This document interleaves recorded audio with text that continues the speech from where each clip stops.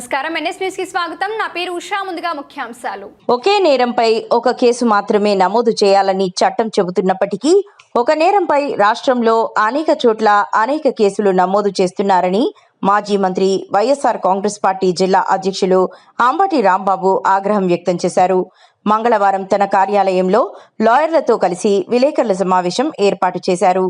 ఈ సందర్భంగా అంబటి రాంబాబు మాట్లాడుతూ తనకు యూట్యూబ్ ఛానల్ సంగీతంపై ఆసక్తితో పాటలు పాడుతూ ప్రజలను చైతన్యపరుస్తున్నానని, ఆ క్రమంలో వైసీపీ పార్టీపై ముఖ్యమంత్రి చంద్రబాబు నాయుడుతో సహా బహిరంగంగానే వైసీపీ పార్టీ పేరు పిలవకుండా పార్టీ అని ప్రస్తావించడం ఏమిటని ప్రశ్నించారు.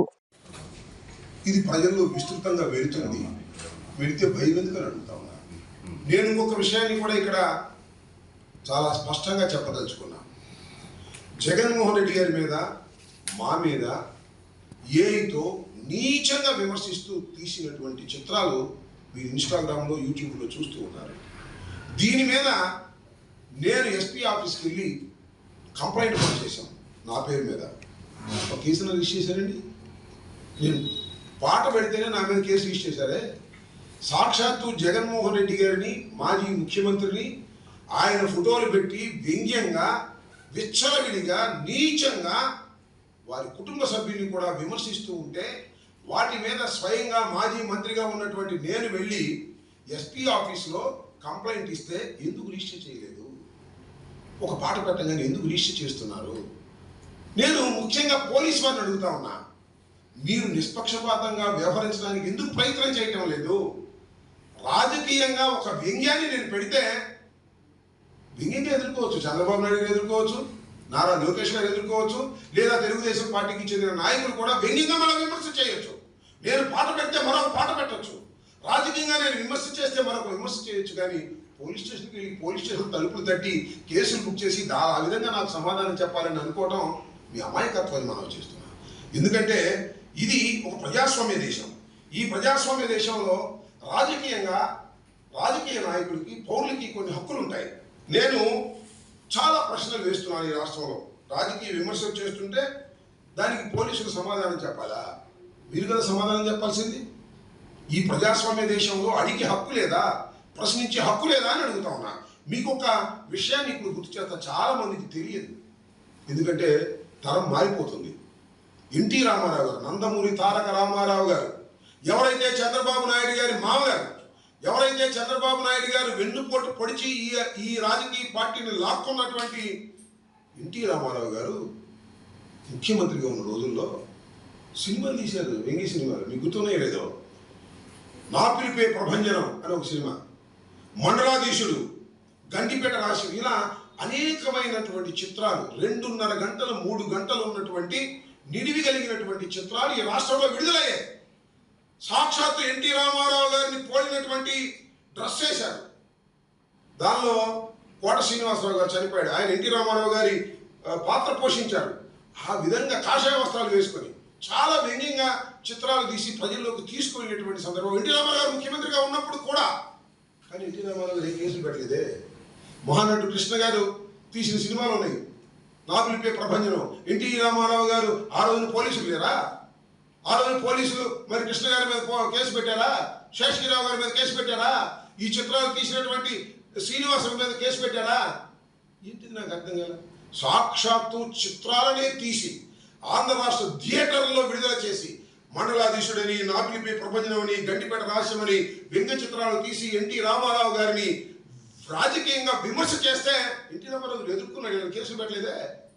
నేను అడుగుతా ఉన్నా, ఈ విధంగా కేసులు పెట్టి మమ్మల్ని ఏదో బెదిరించాలని అనుకుంటే బెదరడానికి మేము సిద్ధంగా లేవని కూడా నేను ఈ సందర్భంగా చెప్పదలుచుకున్నా. ఎన్నోనైనా ఈ రాష్ట్రంలో పోలీసులు చేసిన పనులు నాకు తెలియకూడదా? మా మీద కేసులు పెట్టమా?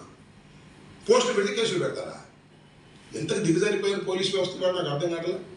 పోలీసులు ఎంత దారుణంగా ప్రవర్తిస్తున్నారనే విషయాన్ని ఇక్కడ నేను మళ్ళా ప్రస్తావన చేయాలని అనుకుంటున్నాను. ఏమండి, పోలీసుల కారులో గంజాయి దొరికిందా అంటే ఏంటి అర్థం? గంజాయిని పోలీసు వారే అమ్ముతున్నారు, గంజాయిని పోలీసు వారే సరఫరా చేస్తున్నారు వ్యానుల్లో. ఇది నా ఆరోపణ కాదని చెప్పండి. పోలీసు వ్యానుల్లో గంజాయి పొట్లాలు దొరుకుతాయి, పెద్ద పెద్ద బస్తాలు దొరుకుతాయి. ఈ రాష్ట్ర ప్రభుత్వం అధికారంలోకి వచ్చినప్పుడు హోంమంత్రి గారు ఏం చెప్పారు? 100 రోజుల్లో గంజాయి లేని రాష్ట్రాన్ని సృష్టిస్తామన్నారు, గంజాయి లేని రాష్ట్రంగా చేస్తామన్నారు. 100 రోజులు కాదు, 2 సంవత్సరాలు దాటిపోయింది. ఎక్కడ పెడితే అక్కడ గంజాయి, ఎక్కడ పెడితే అక్కడ గంజాయి దొరికింది. సాక్షాత్తు పోలీసులే గంజాయిని అమ్మి డబ్బులు సంపాదించాలనేటువంటి భావనతో ఇవాళ పోలీస్ యంత్రాంగం పనిచేస్తుంది. గుర్తుపెట్టుకుని మనం చేస్తున్నాం. అంతేకాదు, ఇంకో విషయం చెప్తా. క్లబ్బులు, పేకాట క్లబ్బులు, సత్యనపల్లిలో క్లబ్బు, చిలకూరుపేటలో క్లబ్బు, రేపల్లో క్లబ్బు, ఈ ఉమ్మడి జిల్లాలో 3 చోట్ల పేకాట క్లబ్బులు నడుస్తున్నాయి. ఏ విధంగా నడుస్తున్నాయి? రోజుకి 20 లక్షలకు ఒక పేకాట క్లబ్లో లాభాలు వస్తాయి. 20 లక్షలు ఎవరెవరు పంచుకుంటారు తెలుసా? పోలీసులు పంచుకుంటారు. ఇక్కడ ఐజీ గారికి వాటాలు ఉన్నాయంట. ఇక్కడ ఉన్నటువంటి ఐజీ గారు క్లబ్బుల్లో వాటాలు తీసుకొని క్లబ్బులు నడుపుతా ఉన్నారు. గంజాయి అమ్మించి డబ్బులు తీసుకుంటా ఉన్నారు. మన మీద ఈ సిల్లీ కేసులు పెట్టవేంటంటే లా అండ్ ఆర్డర్ కాపాడండి సార్. పోలీస్ వ్యవస్థను అడుగుతా ఉన్నా, డీజీపీని అడుగుతా ఉన్నా, ఐజీని అడుగుతా ఉన్నా. ఈ రాష్ట్రంలో ఎక్కడ పడితే అక్కడ గంజాయి అమ్ముకొని పోలీసులే డబ్బులు సంపాదించి ఐజీ లాంటి వారికి ఓటాలు ఇస్తున్నారు. 3 చోట్ల పేకాట క్లబ్బులు నడుస్తూ ఉంటే రోజుకి 20 లక్షల రూపాయలు సంపాదిస్తూ ఉంటే దానిలో ఐజీకి డబ్బులు ముడతా ఉన్నాయి. ఇది నా రాజకీయ విమర్శ. నా దగ్గర సోర్స్ ఉంది, అవసరమైనప్పుడు చెప్తాను.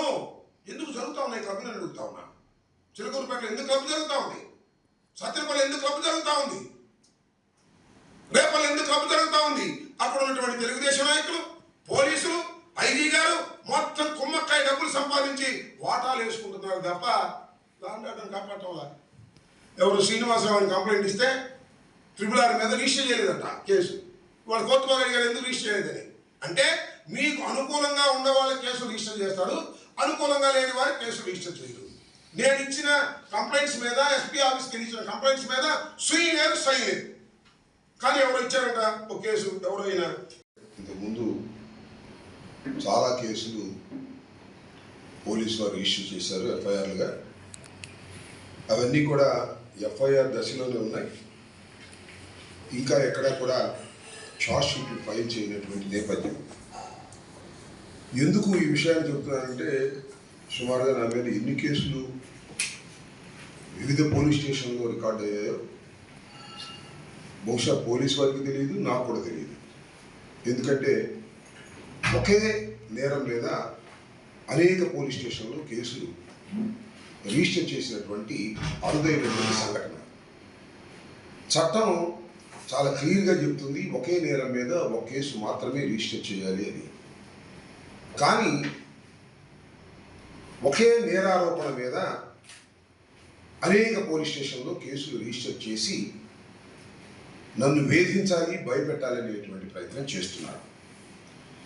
ఆ విషయాన్ని పక్కన పెడితే సోషల్ మీడియాలో నేను యాక్టివ్గా ఉంటున్నానని, సోషల్ మీడియాలో రాజకీయ విమర్శలు చేస్తున్నానని కూడా నా మీద కేసులు పెడుతున్నారు. దానికి తాజా ఉదాహరణ పెమ్మసాని చంద్రశేఖర్ గారి మీద నేను ఇన్స్టాగ్రామ్లో ఆర్టిఫిషియల్ ఇంటెలిజెన్స్తో చేసినటువంటి ఒక వ్యంగ్య చిత్రాన్ని పోస్ట్ చేసినందుకు నా మీద కేసు పెట్టారు. ఒక కేసు కాదు, 2 కేసులు పెట్టారు. సిఐడి ఒక కేసు పెట్టింది, గుంటూరు పోలీసులు ఒక కేసు పెట్టారు. ఒకే నేరారోపణ మీద 2 కేసులు పెట్టారు. వాటిని కోర్టులో ఛాలెంజ్ చేశాను. కోర్టు వారు దానిలో అరెస్ట్ చేయొద్దని విచారించమని మాత్రం కోర్టు వారు పోలీసులకు ఆదేశించారు. అయితే లేటెస్ట్గా నేను ఇప్పుడు ఈ పత్రికా సమావేశాన్ని ఏర్పాటు చేయడానికి గల ప్రధానమైన కారణం ఏమిటంటే నిన్నగాక మొన్న ఒక కేసు రిజిస్టర్ చేశారు. అది ఇక్కడ పట్టాపురం పోలీస్ స్టేషన్లో 478/26 23వ తారీఖు ఆగస్టు నెలలో ఒక కేసు బుక్ చేశారు. ఇది చాలా చిత్రమైనటువంటి కేసు. నాకు ఇన్స్టాగ్రామ్ ఉంది, ట్విట్టర్ ఉంది, అదేవిధంగా యూట్యూబ్ ఛానల్ ఉంది. నేను సోషల్ మీడియాలో సాధ్యమైనంత వరకు యాక్టివ్గా ఉండి ప్రజలకు నా అభిప్రాయాలను సోషల్ మీడియా ద్వారా తెలియపరిచేదానికి నేను నిరంతరం పనిచేస్తూ ఉన్నాను. దానిలో భాగంగానే నా యూట్యూబ్ ఛానల్లో అంబటి రాంబాబు అఫీషియల్ అనే ఛానల్లో నేను నా ప్రసంగాలు, కొన్ని సందర్భాల్లో నా పాటలు దానిలో నేను పోస్ట్ చేస్తాను. అది రాష్ట్రంలో ఉన్నటువంటి ప్రజానీకం కావలసిన వాళ్ళు చూస్తారు. దీనిలో రీసెంట్గా నేను ఒక పాటని పోస్ట్ చేశాను. ఆ పాట ఏంటంటే చంద్రబాబు నాయుడు గారి పార్టీ అది వెన్నుపోటు పార్టీ అని, ఆ వెన్నుపోటు పార్టీ అనేక మందికి వెన్నుపోటు పొడిచిందని, తన బంధువులకు పొడిచిందని, సాక్షాత్తు ఎన్టీ రామారావు గారికి వెన్నుపోటు పొడిచిందని, వారి బంధువులందరికీ వెన్నుపోటు పొడవడంతో పాటుగా ప్రజలకు కూడా వెన్నుపోటు పొడిచింది, రాష్ట్రానికి వెన్నుపోటు పొడిచింది. ఏదైతే వాగ్దానాలు చేశారో వాగ్దానాలన్నింటినీ కూడా మంట కలిపి వెన్నుపోటు పొడిచినటువంటి పార్టీ ఆ తెలుగుదేశం పార్టీ అనేది నేను రీసెంట్గా ఏఐలో ఒక పాటని పోస్ట్ చేయడం జరిగింది. ఇది ఎందుకు పోస్ట్ చేశాను, కారణం ఏమిటి అంటే ఇది ప్రతి విమర్శ తప్ప విమర్శ కాదు. ఎప్పటి నుంచో చంద్రబాబు నాయుడు గారి పార్టీని వెన్నుపోటు పార్టీ అనడం అనేది చాలా సహజమైనటువంటి అంశం, నేను కొత్తగా చెబుతున్నటువంటి అంశం కూడా కాదు. ఎందుకు పోస్ట్ చేశానంటే ఈ మధ్యకాలంలో చంద్రబాబు నాయుడు గారు ఎక్కడ కనపడ్డా సరే ఇది గొడ్డల పార్టీ, ఇది హింసా పార్టీ అని ఇష్టం వచ్చినట్టుగా ప్రేలాపన పెడుతూ ఉన్నారు. ఆయనే కాదు, ఆయన కుమారుడైనటువంటి నారా లోకేష్ గారు, మంత్రివర్గ సభ్యులు ఎక్కడ కనపడితే అక్కడ ఇది గొడ్డల పార్టీ అన్నారు. నేను మీకు మనవి చేస్తున్నాను, మొన్న అయితే ఒక సోషల్ మీడియాలో చూశాను, జగన్మోహన్ రెడ్డి గారు మాస్క్ వేసుకుంటాడు, ఒకడు గొడ్డలు పిచ్చుకుంటాడు, వెనక కరుణాకర్ రెడ్డి గారు కుమారుడు మాస్క్ వేసుకుంటారు, వాళ్ళు కూడా ఈ నమ్మటం వస్తారు ఇది గొడ్డలి పార్టీ అని చెప్పేసి డయాస్ మీద పబ్లిక్గా డ్రామా చేసినటువంటి సందర్భాన్ని కూడా ఇక్కడ నేను మీకు చూపిస్తున్నాను, మీకు తెలియపరచదలుచుకున్నాను. ఈ విధంగా తెలుగుదేశం పార్టీలో ఉన్నటువంటి చంద్రబాబు నాయుడు గారి దగ్గర నుంచి సామాన్యుడి వరకు, కార్యకర్త వరకు జగన్మోహన్ రెడ్డి గారి పార్టీని వైఎస్ఆర్ కాంగ్రెస్ పార్టీగా పిలవకోకుండా ఇది గొడ్డలి పార్టీ అంటే దానికి ప్రతిగా ఇది వెన్నుపోటు పార్టీ అని చెప్పేదానికి ప్రజలకు ఆ వివరణ ఇచ్చేదానికి ఒక పాట రూపంలో నేను ఇస్తే దాని మీద కేసు పెట్టేశారు. ఎంత దుర్మార్గం నాకు అర్థం కదా, దానిలో తప్పే ఉందో నాకు అర్థం కదా. రాజకీయాల్లో విమర్శలు చాలా సహజం. ఒక్క మాట కూడా చెప్తా, ఒక ఉపన్యాసం కొంతమందిని మాత్రమే ప్రభావితం చేస్తుంది, కానీ ఒక కార్టూన్ అదేవిధంగా ఒక పాట లక్షలాది మందిని ప్రభావితం చేస్తుందని నమ్మే వాళ్ళలో నేను ఒకరిని. నా అభిప్రాయాలని పాటల ద్వారా చెప్పేటటువంటి ప్రక్రియలో నేను ప్రజల ముందుకు వెళుతూ ఉంటే వ్యంగ్యమైనటువంటి పాట నేను పెడితే దాని మీద కేసు పెట్టేసి నన్ను ఏదో గందరగోళం చేయాలనేటువంటి ప్రయత్నం వారు చేస్తున్నారు. ఆ పాటని మీకు ఒక్కసారి వినిపించాలనేటువంటి ప్రయత్నం కూడా నేను చేస్తున్నాను. దయచేసి ఆ పాటను వేయవలసిందిగా కోరుతున్నాను.